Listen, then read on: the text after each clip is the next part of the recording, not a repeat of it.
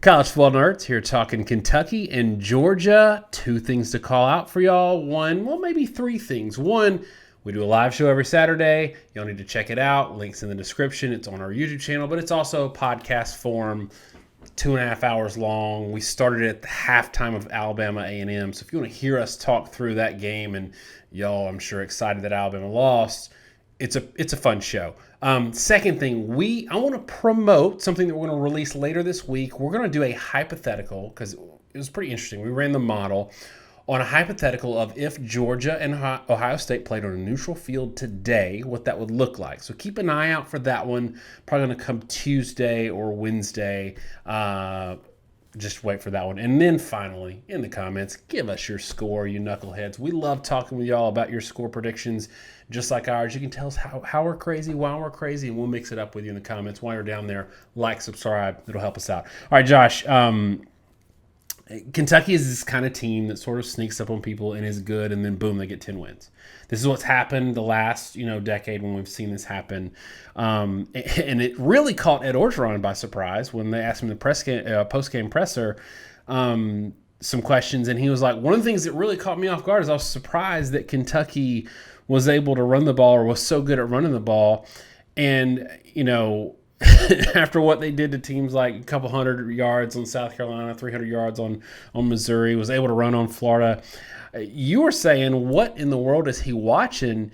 And maybe he wasn't watching. Maybe he was spending too much time issuing death threats on local radio shows. But Josh, if we talk about this game and kind of tee it up and contextualize it, you and I are both, spoiler, going to pick Georgia in this game, but this is an interesting game for both of us, given that Vegas has got it at a 22.5-point spread. Josh, my question to you is, if Kentucky can run the ball against these other teams, they can at least maybe be competent against Georgia. And then doesn't that mean we're looking at unders and we're looking at, Kentucky to cover straight out the gate? It's kind of bizarre to me. I know the super early line was something like Georgia by 26, and I almost wonder if it wasn't able to adjust enough or what the deal is. I mean, why do people see it the way they do? And we'll get into our model in a minute, but I was seeing some predictors that had it like 14 to 45-ish, Georgia over Kentucky and like other computer models. I don't see the game this way. And look, one of the statistics we generate, and it'll be shown in our model later, is percentage of opponent averages allowed. So Georgia allows teams 54% of their rushing averages. That's per play. Total yardage is a bunk stat in college football. Which is bonkers, by the way. Yeah, 54% of opponent rushing averages is insane. That means whatever you come into the game averaging running the ball, Georgia straight up cuts it in half. Not just like, goes from 5 yards a carry to 4 or 5 to 3. No, you go from 5 to 2.5. From good run game to non-functional. We've only seen those numbers a couple times. Alabama's 2016 defense was in that realm. Clemson's defensive line, which was maybe the best defensive line in the modern era of college football. Tipping my hat to Georgia, that defensive line was still insane. With all the guys they had there, like 2018, they were like 4 or 5 first-round draft picks on the same D-line. They were about the same number. But here's the rub, okay? Kentucky comes into this game averaging almost 6 yards a carry. And if you take the 54% number and you throw it at Kentucky, and our model is going to do this, it spits out about 3.1 yards per carry predicted, okay? 3.1 yards per carry would still be better than any team in non-garbage time has run the ball against Georgia. UAB is the only team that finished over 3 yards a carry in a game, and Georgia's averaging 2.2 allowed. The point here is Kentucky is so much better at running the ball than anyone Georgia has faced. They might be able to move the ball some. They might be able to get some rush yards that can sustain some drives. And if they do that, I virtually guarantee you what Kentucky's going to do is try to shorten the game. Because if you shorten the game, fewer possessions means a punt that's blocked, or the Florida game, right? A blocked field goal return for a touchdown. Those 10 points can put you in a position to be able to win the ball game. The longer it draws out, the more you kind of have a regression to the mean, right? Georgia does Georgia, Kentucky does Kentucky. And it's like that Alabama A&M game. You kind of feel like the longer that went, the more likely Alabama was to win. So all that said, 22.5 is a lot of points. Because if Kentucky can run the ball enough, not saying to win, but just to keep the game short, Georgia's got to find a way to score 4 more touchdowns than Kentucky. And if you do that in like 8 possessions against a really good Kentucky defense, you're going to have to score like every other possession, score a touchdown, and never let Kentucky score, right? 4 touchdowns in 8 possessions still doesn't do it if Kentucky manages to score once. So that's a crazy high line for 2 teams that are both really focused on running the football. And the flip side of this, and maybe where Vegas is seeing it, is in a lot of these games, and this is a little bit different discussion than we normally have, but I think it's an interesting one, so I'm going to lean into it. A lot of these games, you see teams going into it really playing not to lose, really want to shorten the game so they don't get blown out, so they don't drop too far in the rankings, and they keep a nice, perception of who they are as a team. And Kentucky's not going to do that. This coaching staff, this team is going to try to win because they are undefeated and they are within striking distance of winning a division. So there's a lot on the line, and I don't think they're just going to go into a shell and try to get 3 yards a carry, 2.8 yards a carry, just to keep the chains moving enough to keep Georgia off the field, and knowing that they're never going to win and lose the game, 27 to 3 or 27 to 6. I don't think they're going to do that. And that's where you might get Georgia covering, because then you end up with turnovers and short fields and teams clawing from behind. We saw, Josh, who was it a couple of weeks ago where it was like a 7-point game, and then there was trying to get back into it, back-to-back pick sixes that really changed the perception of what that game looked like. Was it like Notre Dame, Wisconsin, maybe? Yeah, it was. It was Notre Dame, Wisconsin. And so that's the kind of thing that could get this into a pretty comfortable cover. But Georgia, we've got Georgia, the best team in the country right now. Everybody else does too. But to your credit, Josh, and I want Georgia fans, you've been patient. I appreciate it, but I want to make sure we talk some about Kentucky because we don't get to talk about them that much. I want you to kind of take a victory lap and endear yourself to these Kentucky listeners, because you tweeted something in July about Kentucky and got laughed at on Twitter, and I want you to talk about that a little bit, kind of what you tweeted and what you saw coming into the season. So our Twitter is at CFB Nerds, and we try to give our honest opinion, which is not always right or accurate, or a lot of times not always popular, but we try to give our honest opinion. And something I noted, which we don't say very often, I felt like Kentucky was grossly underrated. In fact, I said, is this the most slept-on team in the conference this year? Because what happened, it was July into August. I flagged it in July, and then I really brought it up in August. They got Dare Rosenthal from LSU, LSU's only good offensive tackle. They get Levis from Penn State, who's not necessarily the best quarterback in the world, but is a good, competent quarterback. They take by far the best weapon from Nebraska in Wan'Dale Robinson. They pair him with a very good stable of running backs, what should be a pretty good offensive line, and a really good defense. And what do you end up with?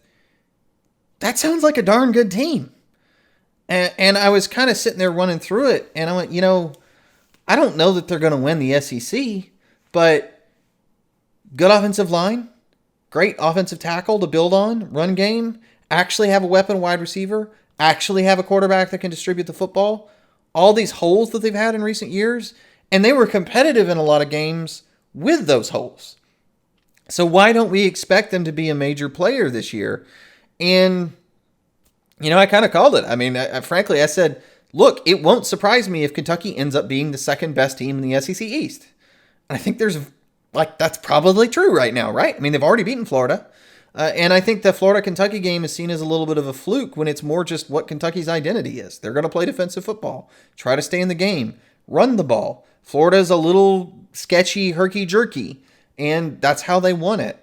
So, yeah, I mean, to take a victory lap on that, I was very high on Kentucky. I thought Kentucky had every opportunity to be good. A lot of people thought they might be, but we were talking even in our top 10s at the beginning of the year. I kept saying don't sleep on Kentucky. And we're talking about all this top 10 and how we're having a hard time putting teams in. And I kept saying, look, man, Kentucky not being ranked as a legitimate top 25 team was probably really unjustified because I think they're a legit team. And everybody that's so high on like Arkansas, they need to wake up a little bit because I think Kentucky's playing a high level of football. And if you're a Georgia fan, I think you need to fully appreciate that Kentucky, I'm going to say this right now, I think there's every reason to believe that Kentucky is as good or better than Arkansas is, and you should be as concerned about this game as you were the Arkansas game. And Georgia fans are going to say, yeah, okay, 37-0, gotcha. And we're going to get into the model. That's going to be my next question to you is going to be for you to tee up the model. And Georgia fans are going to somewhat rightly say the model's been not able to key Georgia correctly and not able to see them correctly because it hasn't given them enough credit maybe defensively. But what Georgia fans need to realize is, one, the first model or two we did with them, I think it was the first model, there was very little data out there. I think that was the Arkansas game. And then the Auburn-Georgia model, it had, 34-20. So it was right on the Vegas line. And it was, 10 points off for Auburn. I will take a victory lap for both of us. We picked Auburn, and we didn't do this. We didn't plan ahead. We both had the same score for Auburn, Georgia. 34-13 win for Georgia. Ended up being 34-10. I say all this to say, and Georgia fans, by the way, I put Georgia number 1 in my top 10 2 weeks ago or 3 weeks ago, but that's another story. I say all this to say, Josh, we've been pretty keyed in on Georgia. Even if our model's not giving them enough credit defensively, I think we have them pegged pretty well. But before we get into our scores, let's talk about how the model sees Georgia in this game and Kentucky in this game, and kind of discuss off of that. So last week's model had Georgia 34-20 right off the bat. So I know a lot of people have been taking this tack that, our models really hate Georgia. Georgia's a much better team. Why do you guys, want to be haters? Well, first off, I'm not a hater because my model reacts to things a certain way, okay? The model is what it is. It's the same model every week. And the main concern here was it had Arkansas 27, Georgia 19. We both said we didn't believe it. We both picked Georgia in that game by a healthy margin. We were both right. But, as of last week, we still had fans saying, oh, your model sucks. It doesn't understand us. We're going to be way better than that. Look what we just did to Arkansas. And yeah, 20 points was too much for Auburn, but obviously 34 points for Georgia. That's tough to do. For my model to actually predict the exact score that your team is going to score in a game, that's kind of hard. And Georgia, on our model, was 4 yards per carry, was 9.7 yards per play. And against Auburn, where were they? They were about 11 yards per play, and they were about 4.1 yards per carry. A little bit passing and almost exactly the same rushing yardage the model predicted.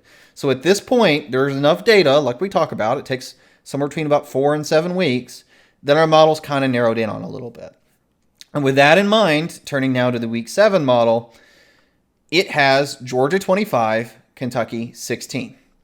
And the key here is 16 points is kind of hard to stop any team from getting. The model is going to be really reticent to lower the score much more than that because teams will find a way to get 1 or 2 random touchdowns in. It's too hard not to bust coverage, not to give up a drive. You saw the same thing happen with Auburn early.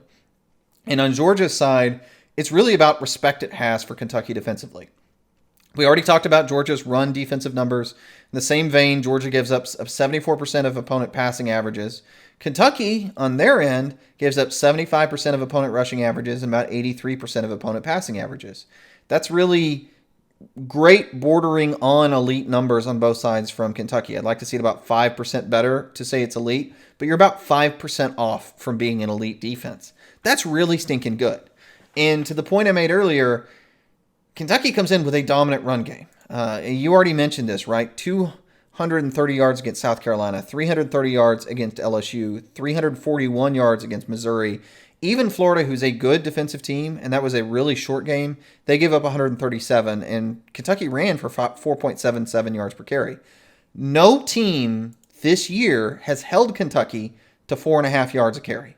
And that's my mark for a productive run game. No one has managed to keep them to productive or worse. Their passing game has been spotty, but they've run it well in every game. And when you look at those numbers and how it balances out, it thinks, yeah, Georgia's going to outgain Kentucky, but it's going to outgain them by about a yard a play, about 5.5 yards per play to about 4.5. 5.5 yards per play to 4.5 doesn't sound like a big deal, but for example, it's about 8 yards per pass attempt for Georgia, about 6.4 for Kentucky. And those differences are often the difference between a couple extra third down conversions and a couple stalls. It's a 3 and out where Georgia gets, they're in 3rd and 5 and they get a 7-yard completion. Kentucky's in 3rd and 8 and they get a 4-yard completion, okay? And those little plays add up into scores, and that's how my model teases out about a 9-point differential. But I don't think it's unreasonable. I don't think it's unreasonable given how Georgia's offense has been up and down depending on the level of competition. And yes, they've been really effective to date. But Arkansas, for comparison last year, they were 12th in the conference in rush defense. And Ole Miss just lit up Arkansas. So it's easy to say, I don't think anyone Georgia has played has been nearly as good defensively up into possibly unless you want to consider Auburn. Auburn had their own faults and can't run the ball. So if Kentucky can run it such that they can keep the game close, then you end up with a score that I would say is a lot more like the fourth quarter, and that's, Georgia 25, Kentucky 16. And I'm going to steal your thunder and make one point because I'm rambling on long enough anyway. That Auburn-Georgia game was 24-10 at the start of the fourth quarter, right? And what our model is basically saying, because Kentucky can run it, the game is going to end shorter. It's going to end more like where the Georgia-Auburn game was at the start of the fourth quarter. Not to say Kentucky's going to necessarily threaten to win, but Georgia's going to have a hell of a time trying to cover 22.5. Yeah, and that's kind of what I'm thinking about too. I want to make one point. We've been kind of killed by Georgia fans for not giving future assumed credit in production for receivers and people that would receive the ball, which includes Washington. Without having seen whether they're healthy or whether they're Georgia fans want to bake in this production from wide receivers that haven't produced this year in this thought that you're downplaying our offense because we've had all these people that were out and now they're all back, which you've pointed out is not necessarily true. But what do we see against Auburn? On one hand, Ladd McConkey coming out with 135 yards and a touchdown, 27 yards per catch. On one hand, it's great that Ladd McConkey is coming up and producing, but also Washington had one catch, right? And that's to your point in that, and don't worry, Georgia fans, I'm about to go positive on this. That's to your point, you can't just say, okay, Washington's back, we're all good again. No, it doesn't really work that way. You can't just assume production. But one guy, Josh, that you can assume is going to produce, and I'm going to die on this hill for Georgia fans, Stetson Bennett is better than Georgia fans give him credit. And he is solid, again, against Auburn. And he did this to Auburn last year, 11 yards per attempt. If you put 11 yards per attempt, 2 touchdowns, no interceptions on JT Daniels' stat line, people are like, oh, it's amazing. But because Stetson Bennett does it, he doesn't get the credit. Nobody's talking about this yesterday, and that's a little frustrating to me. But I wanted to get that out there before I say this. I don't think Georgia covers in this game. And we were all over it in the last game. I don't think you've missed a pick on Georgia this year. I picked Georgia to beat Arkansas by 14, which wasn't enough. I don't think they cover in this game. They didn't run it and haven't been running it like I want them to run it against some of these teams. I think that Kentucky's going to get about 13 points, and I think it's hard to have to hold them to less than that is tough, like you were saying. I got Georgia 30, Kentucky 13. Tell me what you got. I have Georgia, I'm going to say 27-13 was my score, and I almost put 27-10. But I do think Georgia's going to struggle to hit 30. And I do think Kentucky's going to find a way to get some points. Just like, that one play with Wan'Dale Robinson from the Florida game, where he had a long play. They've got the ability to score some, and the run game's going to get them in field goal range. The point here is, I think both of us think this, a 22.5-point line is massive. Auburn has all kinds of issues, all kinds of inconsistencies.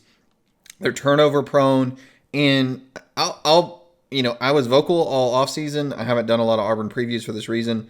I don't think Auburn's very good. And a lot of their interior defensive linemen that made their run defense good transferred. They got a couple of those guys shoring up Florida's defense right now, like Newkirk. Kentucky is, to my view, much more the real deal of all these tests Georgia's had. I think Georgia passes the test. I think they do it soundly. I don't think they're going to do it in spectacular fashion just because Kentucky's too good of a team. And there is no shame in them winning this game by 2 touchdowns by any means.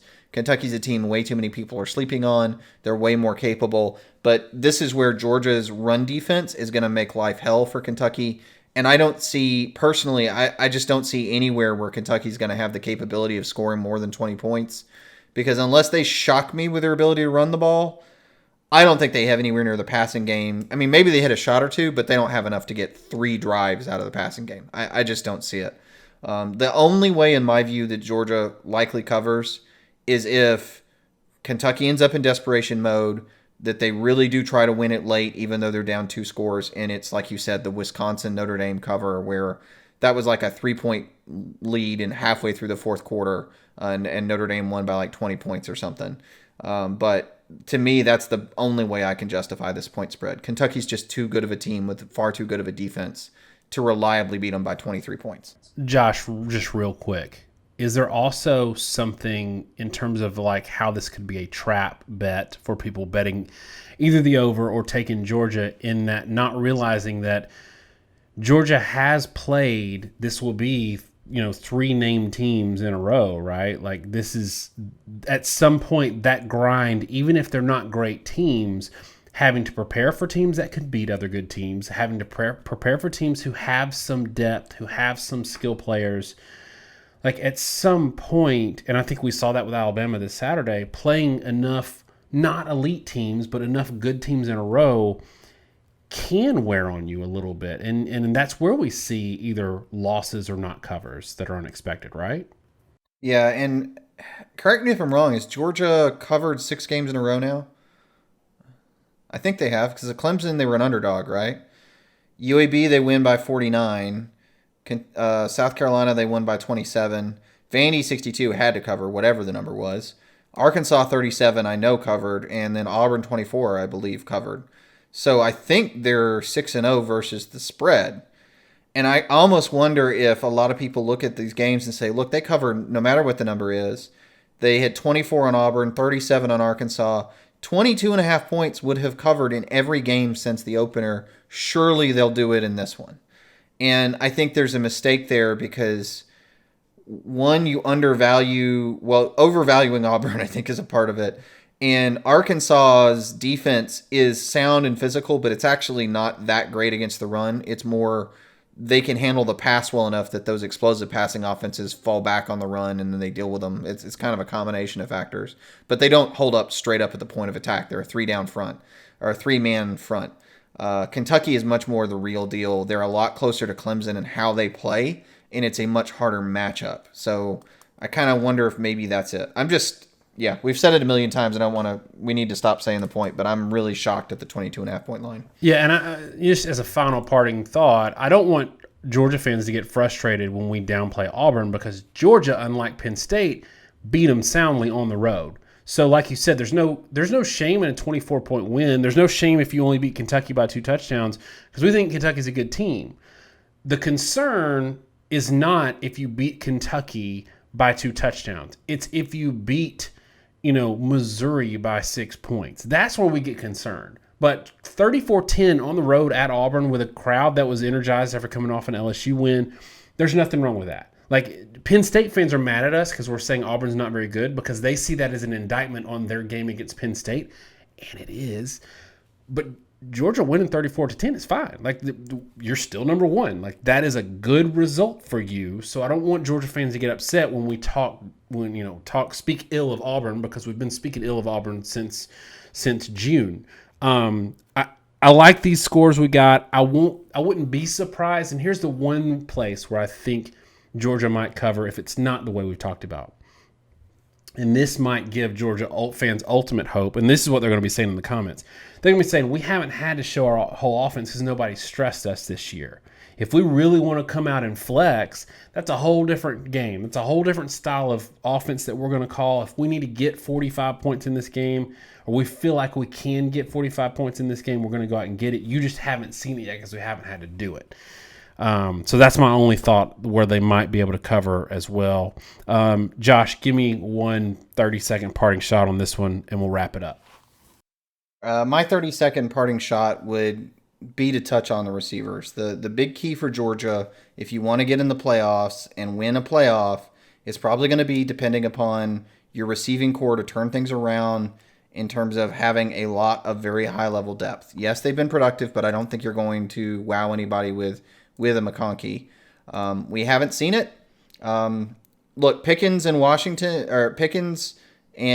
Gilbert are not coming through that door. People keep talking about how they were out there top 4 pass rushers. This is where we got into people with Twitter in the Clemson game. Look, the top 2 in that list aren't coming back, and that's not going to get fixed. But what you can do is try to get Burton 100% healthy. Get Washington is going to get better. He's got a bolt in his foot, and it's going to take a couple months probably for him to be right, but he'll be better around playoff time. And if you can get those guys developed in December, and you can actually have a real vertical passing game, hopefully with 100% healthy Daniels. And I do think you're going to see Bennett until Daniels is 100% healthy from whatever's wrong with him. You're going to stay a little bit limited. And that's fine because the defense is so good, you're going to be able to make the SEC championship undefeated, no matter if there are any sort of bumps on the offensive side of the ball. And there's nothing wrong with being ball control when you're this good on the defensive side of the ball. But to win in the playoffs, where you're going to face some offenses that are going to put up 30-plus points every game against any level of defense, because that's what RPO, high-level elite offenses do, you're going to need an offense that can reliably score over 30 on a good defense, and you're going to need some weapons to be able to do that. All right, y'all, that's it for us on this one. Give us your score predictions in the comments, and keep an eye out for that Ohio State versus Georgia model hypothetical discussion that we're going to have later this week. Thanks so much, y'all. Have a great week. God bless.